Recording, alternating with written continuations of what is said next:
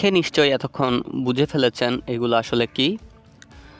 ছাত্র আন্দোলন, কোটা আন্দোলন, ছাত্র জনতার গণ অভ্যুত্থান কিংবা ছাত্র জনতার আন্দোলন, যে নামেই যেভাবেই ডাকি না কেন, এই যে গত কয়েক মাস আগে ঘটে যাওয়া যে একটা বাংলাদেশের একটা তুমুল একটা আন্দোলন কিংবা যুদ্ধ বলা চলে, যাকে অনেকেই 24-এর মুক্তিযুদ্ধ বলছেন, এই মুক্তিযুদ্ধ কিংবা আন্দোলনের স্মৃতিটুকু কিংবা প্রেক্ষাপটকে চিত্রাকারে ছাত্ররা যে যার মতো করে তুলে ধরছেন।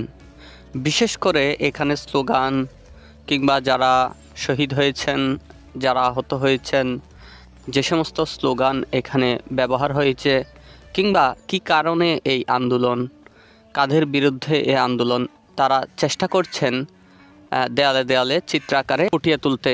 আর এসব কাজকে আমরা গ্রাফিতি নামেই চিনে থাকি।